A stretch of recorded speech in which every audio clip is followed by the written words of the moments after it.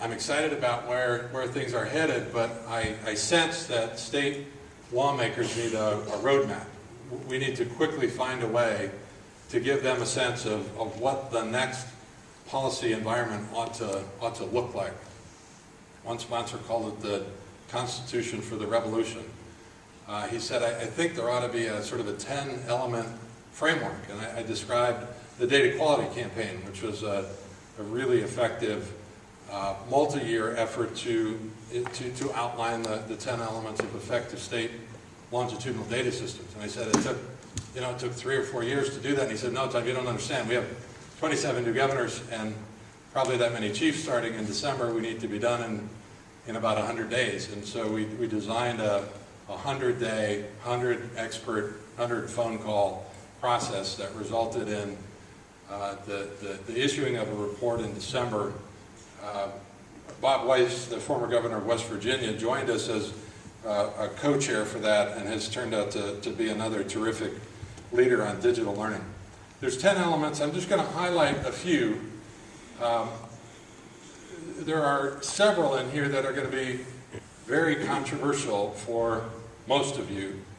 And I'm sure the panel will react to that, and you'll probably get some favorable and some unfavorable reactions to some of these items. The most controversial, some of these that you'll probably agree with, at least conceptually, that students should all have access to high quality digital learning, to the best teachers and to the best courses, that they all ought to advance based on demonstrated competence, not a birthday. That there ought to be multiple providers. Some of you won't like that idea, but the Digital Learning Now advocates for states to create a multiple provider environment. So in Florida, Florida Virtual is a terrific example of a partner to school districts that's offered for a decade great supplemental education. Digital Learning Now asked Florida to go a step farther and to create other statewide providers for full and part-time education. Probably the toughest recommendation for this group is the notion of fractional funding, money that follows the kid to the best learning experience, choice to the course level in a multi-provider environment. It's an unbundling, a way of thinking about a student's learning as not just a portfolio of work, but potentially a portfolio of education providers that collaborate to support the learning objectives for that student. Happy to discuss those more. We think there's some exciting potential behind that idea. We think it's a strategy that districts can use to offer more choice, improve quality, and save money. An example would be this fall you ought to be piloting upper division online courses. You should stop offering AP courses and offer those online. You can offer all 32 at consistent quality for less money than you're currently doing it. You ought to be launching in September a blended 610 math program, for example, and have a team of teachers work with 200, 300, 400 students in an individualized progress model online. You ought to be piloting some special services online. Speech therapies had big developments in the last year where we can deliver better, cheaper, and faster speech therapy online. So you ought to be setting up those kinds of pilots. The last item that's on the list is to make the shift to personal digital learning that Chip talked about. You need to work with your state to put a plan in place to make sure that every student has access, and that your state has put a stake in the ground and has a plan to shift to online assessment sometime before 2014, when most states will be required to, if they're part of the Common Core Race to the Top funded state assessment consortium. So you'll need to help the state plan for the shift to online assessment. And you and your state ought to simultaneously plan for a shift from print to digital instructional materials. And to do that, you're going to need to facilitate it with a one-to-one environment or with a high-access environment that may well include, bring your own technology to school. That kind of planning is complicated. It's difficult. It's going to require coordination between your district, within your district, and with other districts and across your state.